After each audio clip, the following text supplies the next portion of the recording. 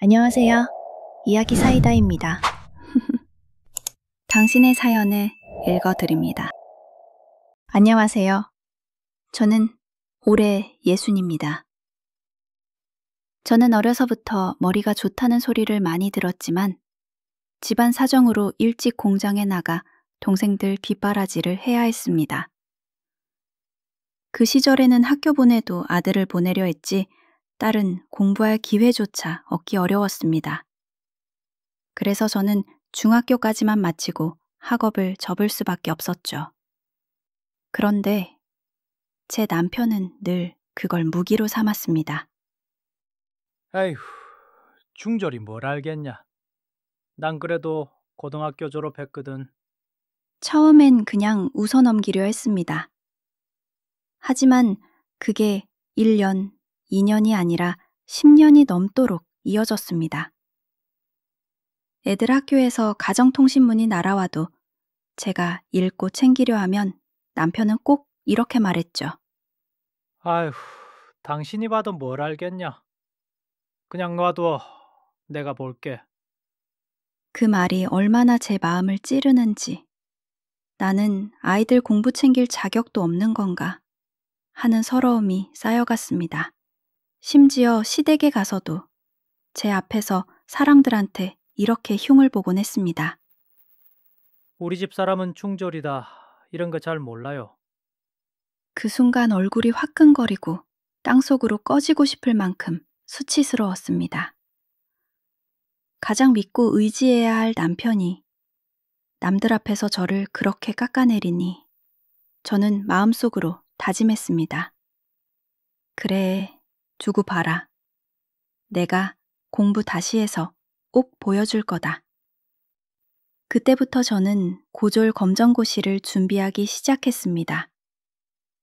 밤마다 일 마치고 돌아와 책을 펼치며 무시받은 세월을 하나하나 되갚아주겠다고 이악 물었죠. 낮에는 공장에서 일하고 저녁엔 아이들 밥 챙기고 밤마다 피곤한 몸을 이끌고 책상 앞에 앉았습니다. 그런데 남편은 그마저도 달가워하지 않았습니다. 여자가 공부해서 뭐 하냐? 밥이나 잘하고 애들이나 잘 키우면 됐지. 책 본다고 뭐 달라져? 나처럼 고등학교 정기로 나온 것도 아니잖아. 그 말이 얼마나 서러웠는지 모릅니다. 저는 책을 붙잡은 제 손이 부끄럽게 느껴지기도 했습니다. 하지만 곧 속으로 다짐했죠. 그래, 끝까지 해보자. 나도 할 수 있다는 걸 보여주자. 밤마다 졸린 눈을 비비며 단어 하나하나 외우고 수학 문제를 풀며 눈물이 맺히기도 했습니다. 책상 앞에 앉아 있으면 남편이 꼭 한마디 던졌습니다. 나중에 시험 떨어져도 창피는 네 몫이야. 알긴 하냐? 저는 그 말을 꾹 삼키며 오히려 더 열심히 문제를 풀었습니다. 남편의 비아냥이 제겐 독이 아니라 연료가 되었으니깐요. 몇 달 동안 저는 잠도 줄이고 손이 갈라져 피가 나면서도 펜을 놓지 않았습니다. 주변 사람들은 나이 들고 뭘 하겠냐 라며 고개를 절레절레 흔들었지만 저는 그럴수록 더 이를 악물었죠. 그리고 드디어 검정고시 시험날이 찾아왔습니다. 새벽같이 일어나 도시락을 싸고 떨리는 가슴을 안고 시험장에 들어갔습니다. 젊은 학생들 사이에 앉으니 얼마나 작아지는지. 내가 여기 왜 왔을까? 순간 흔들렸지만 곧 제 마음속에서 남편의 목소리가 들려왔습니다. 여자가 공부해서 뭐 하냐? 검정고시 따봤자 진짜 고졸도 아니야. 그 순간 저는 펜을 꽉 쥐었습니다. 그래. 오늘 이 시험은 나 혼자가 아니라 나를 무시해온 세월을 향한 싸움이다. 시험지가 배부되고 문제를 풀어 내려가는데 머릿속이 맑아졌습니다. 밤마다 외웠던 공식이 술술 떠오르고 책에서 본 글귀가 손끝을 타고 흘러나왔습니다.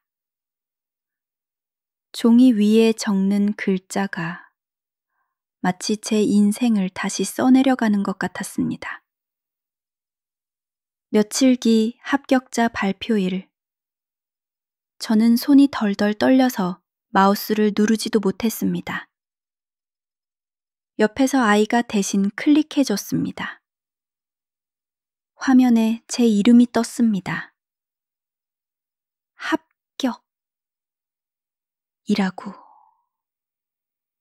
그 순간 눈물이 쏟아져서 화면이 흐려 보였습니다. 열심히 산 제 인생에서 처음으로 내 이름 석자가 빛나는 순간이었어요. 아이들이 박수를 치며 안아줬습니다. 엄마, 해냈다. 축하해. 저는 아이들 품에 안겨 울음을 터뜨렸습니다. 남편은 처음엔 믿기지 않는 눈치였습니다. 뭐, 운이 좋았겠지. 그리고는 곧 이렇게 말했습니다. 하지만 난 정규고등학교를 다닌 사람이야. 넌 교실 한 번 못 가보고 딴 거잖아. 그게 어디 진짜 고졸이냐? 심장이 덜컥 내려앉았지만 저는 그날만은 눈물이 안 났습니다. 왜냐면 이제 알았거든요. 그 사람 말이 제 가치를 정하지 못한다는 걸. 저는 남편 앞에 서서 또박또박 말했습니다. 그래, 당신은 정규고등학교를 다녔지. 하지만 나는 세월을 거슬러 피곤한 몸으로 책을 붙잡아 얻은 고졸이야.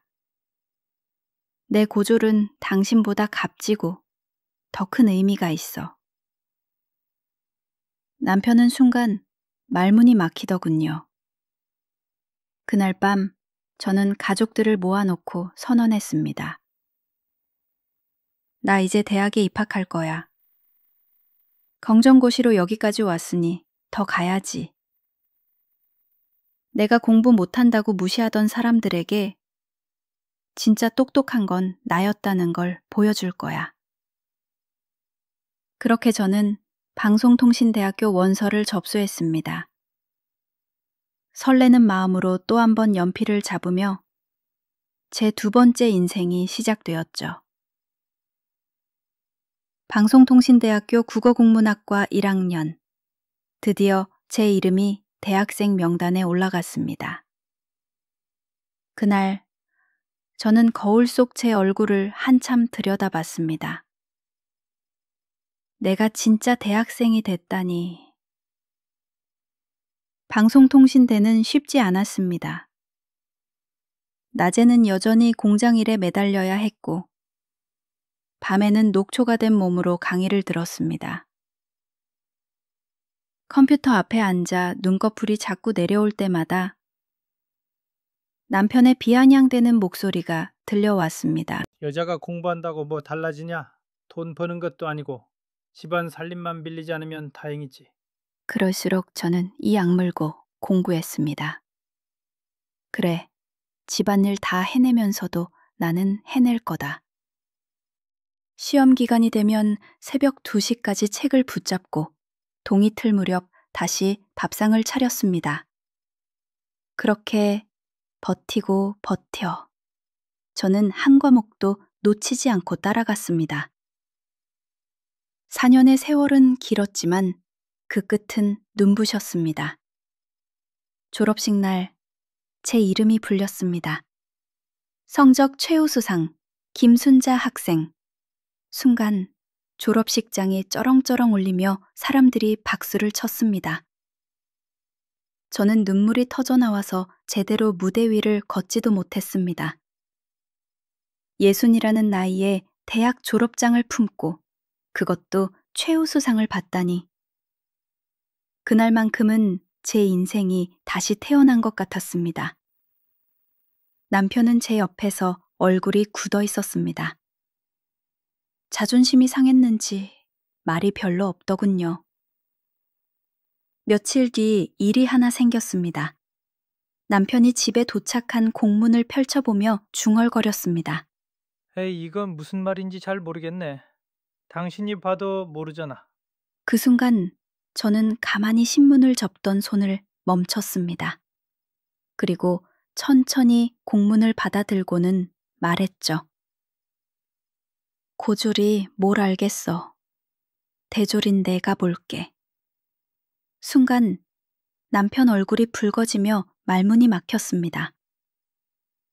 그동안 수십 년 동안 들었던 말, 당신이 봐도 뭘 알겠냐, 라는 그 말에 저는 이제 대졸인 내가 본다, 라며 되돌려준 겁니다. 그 순간 세월 동안 쌓였던 울분이 한 번에 씻겨 내려갔습니다. 무시당하던 아내에서 자랑스러운 대졸자로 저는 그렇게 제 남편의 코를 답작하게 눌러주었습니다.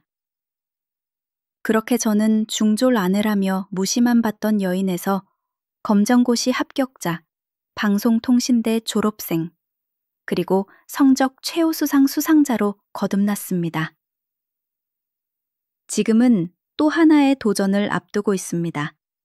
바로 대학원 원서 접수입니다. 처음 책을 펼쳤을 때는 남편의 비웃음 속에서 내가 과연 할 수 있을까 두려움이 더 컸습니다. 하지만 지금은 압니다. 공부에 나이가 없다는 것을. 그리고 배움이야말로 나를 다시 살게 한 힘이라는 것을요. 저는 이제 두렵지 않습니다. 새로운 길을 또 한 번 걸어가려 합니다. 그리고 언젠가 석사모를 쓰고 웃는 제 모습을 상상합니다. 마지막으로 제 이야기를 듣고 계신 여러분께 말씀드리고 싶습니다. 저 같은 사람도 해냈습니다. 누구에게나 기회는 있고 배움은 늦지 않습니다. 지금 시작해도 괜찮습니다. 여러분도 반드시 해낼 수 있습니다. 60의 나이에 저는 다시 학생이 됩니다. 그리고 그 길 위에서 저는 오늘도 당당히 외칩니다. 내 인생은 지금부터다. 제 이야기에 사이다를 느끼셨다면 좋아요와 구독 부탁드립니다. 영상 제작에 큰 힘이 됩니다.